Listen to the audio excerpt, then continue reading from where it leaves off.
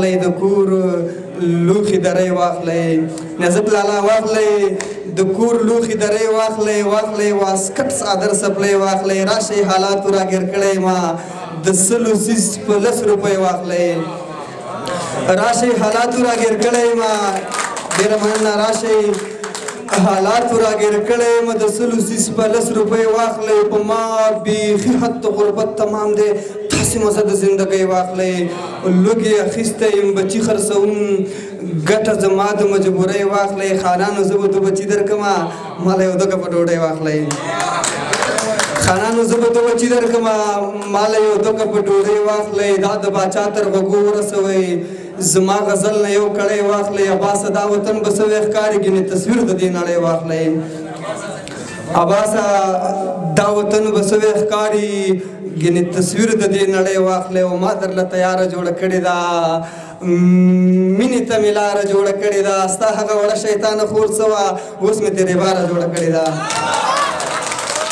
ما درله تیاره جوړه کړې ده مینې ته مې لاره جوړه کړې ده ستا هغه وړه شیطانه خور څه وه اوس مې ترې باره جوړه کړې ده او بیا دې نیغ راوکتل زخمي دې کړم ځان نه دې خونکاره جوړه کړې ده خدایه د تخلیق نه دې قربان شمه څه دې مزېداره جوړه کړې ده ماله وې راوړه بنګړي او تا دې دلته باره جوړه کړې ده ماله وې راوړه بنګړي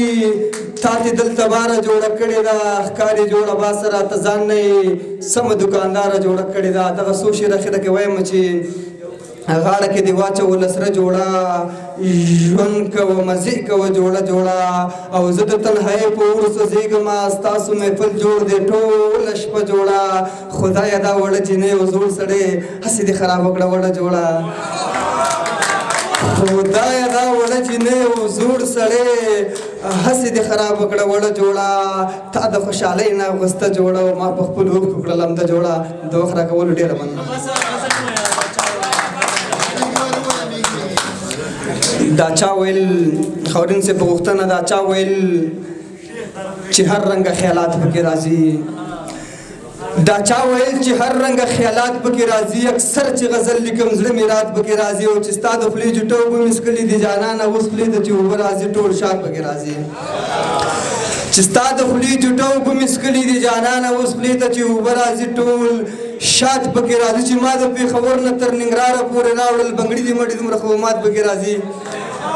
چې ما د پېښور نه تر ننګرهاره پورې راوړل بنګړي دي مړي دومره خدمات پکې راځي غزل زه ښه په فکر او هنر لیکم خو بیا هم انسان دی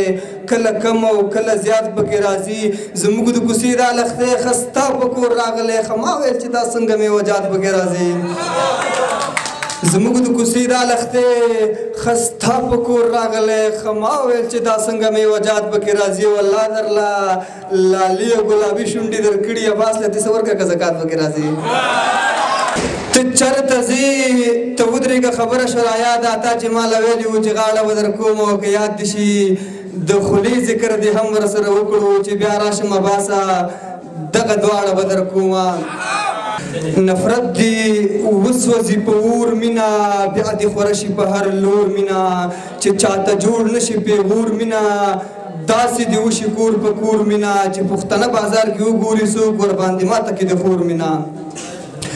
چې پښتنه بازار کې وګوري څوک ورباندې ماته کې د خور مینا د ملاوټ نه چې وي پاکه داسې لکه بچي سره د مور مینا ورور ته پخې هم په لګن کې مینځي خویندو ونه کته د ورور مینا ټول پښتانه به مې یو کړی وی خو عباسه نه کېږي په زور مینا ډېره مننه